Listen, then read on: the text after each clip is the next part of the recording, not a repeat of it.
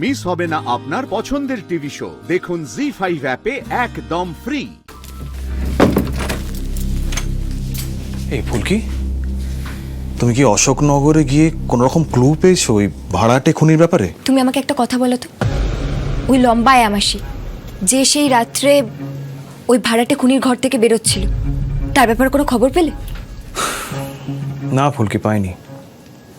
তবে অদ্ভুত ব্যাপার, হাসপাতালে যে সেন্টার থেকে আয়ামাসিদের নেওয়া হয় সেখানে গিয়ে আমি খুব ভালো করে খোঁজখবর নিলাম, কিন্তু ওই লম্বা মতো আয়ামাসির সঙ্গে কারণ মিল পেলাম না। ইনফ্যাক্ট আমি ওই সিসিটিভি ফুটেজের ক্লিপিংস দেখেও খোঁজ নিয়েছি। রহস্যটা ঠিক বোঝা যাচ্ছে না ফুলকি। তার মানে ওই আয়ামাসিটা নকল? সেটাও তো জোর দিয়ে বলা যাচ্ছে না, কারণ এমন অনেকে আছেন যারা এই মুহূর্তে ডিউটি বন্ধ করে দিয়েছেন, তারা হয়তো আবার সেন্টারে জয়েন করবেন পরে।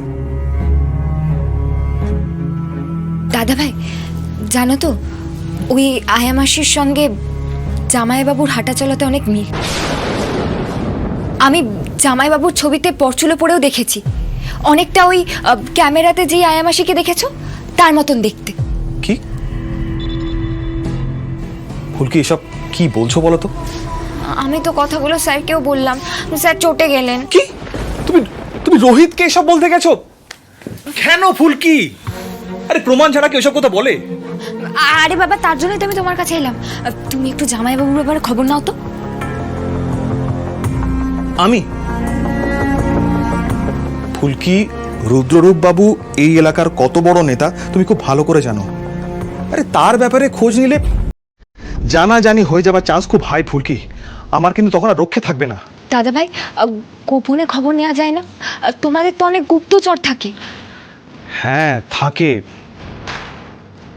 আচ্ছা ফুলকি, তোমার কি সত্যি মনে হচ্ছে রুদ্ররূপ শ্যান্নাল আয়ামাসি সেজে ওই হাসপাতালে ওই স্যাম ছেলেটি, মানে ওই ভাড়াটে খুনি, তার ঘরে ঢুকেছিলেন? ফুলকি, তার মানে তো ধরে নিতে হয় যে খুনটা উনি করেছেন। আর সেটা উনি কেন করবেন বলো তো? মানে স্যাম মুখ খুললে কি উনি কোনো বিপদে পড়ে যেতে পারেন? হতেও তো পারে। দেখো, জামাইবাবু নিজেকে যেরকম দেখান সেরকম মানুষ উনি নন, আর সেই বিষয়ে আমার কোনো সন্দেহ নেই। ফুলকি, ফুলকি, খুন একটা বড় ব্যাপার। আমি মানছি রুদ্ররূপ বাবুর কিছু খারাপ স্বভাব আছে, ওনার ক্ষমতার উনি ব্যবহার করেন নানাভাবে, মাস্টার মশাই কাছে উনি ভালো সেজে থাকেন, কিন্তু খুন ফুলকি, খুন অত সোজা নয়।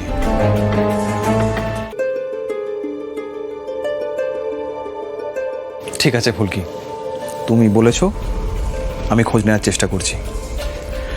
কিন্তু ফুলকি, রুদ্ররূপ বাবু একজন ক্ষমতাশালী মানুষ, তার এলাকায় বসে তার ব্যাপারে খবর দেবে কে? এলাকায় কি হচ্ছে না হচ্ছে সেই বিষয়ে আমাকে খোঁজ নিতে হবে, কিন্তু কিভাবে? হ্যাঁ, একজন আছে। ফুলকি, তুমি চিন্তা করো না, আমি দেখছি। দাদা ভাই, এই পুরো খবর নেওয়ার মধ্যে কিন্তু আমিও থাকবো। ছেলে মানুষ বলে আমায় বাদ দিতে পারবে না। কথা দাও আমাকে নেবে। জি5 ডাউনলোড করুন আর সব এপিসোড দেখুন একদম ফ্রি।